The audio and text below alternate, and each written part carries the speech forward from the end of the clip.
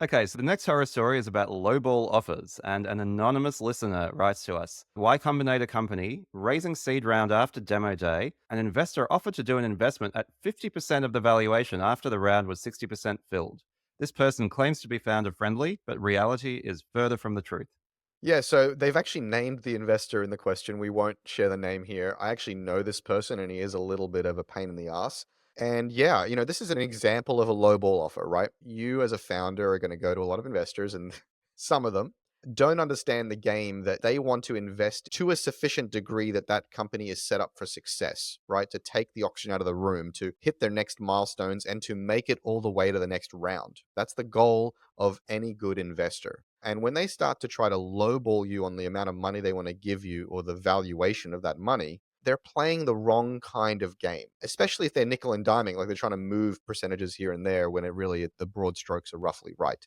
In this particular case, they're trying to do 50% of the valuation when the round is at 60% filled. Is already a good amount of momentum for a YC company. This investor is just trying to throw a Hail Mary and see what happens. But just watch out for these investors who are less concerned with how much money it'll take to win than they are with how little money they can get away with giving you at how little evaluation they can get. That is the wrong mindset from the investor. This whole game is about signaling.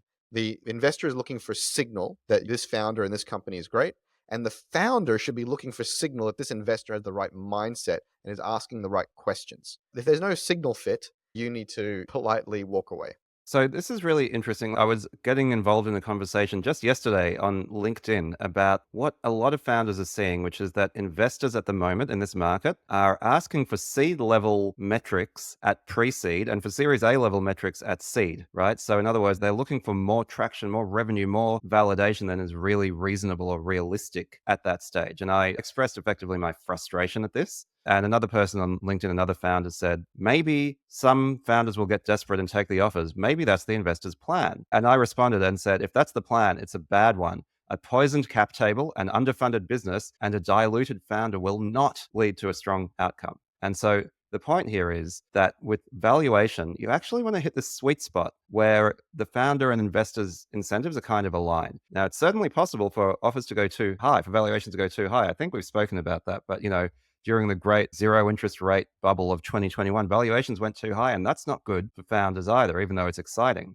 But on the flip side, having valuations go too low, it's not good for founders, of course, but it's not good for investors either. And the reason is that you end up with a company that is basically underbaked, that it doesn't have the resources it needs to validate, to prove, to learn the things that it needs to validate, prove, and learn. And or you get an investor who is overly diluted. The investor takes too much equity, too high a percentage of the company. And we've discussed this before on the show. A normal round might be 10, 15, 20% dilution. If you get to 40% dilution because the valuation is too low, then the founder is diluted. Future investors are going to be like, I'm not investing in this company because the cap table is fucked. So these investors who are trying to lowball you are cutting off their nose to spite their face. Now, lowballing doesn't mean that you're not getting the valuation that you want, right? You might want to listen to investors, and some investors might actually just have a more realistic view of what is an appropriate valuation. And again, you're often better off taking smart money at a lower valuation than dumb money who you've managed to convince to go at too high a valuation.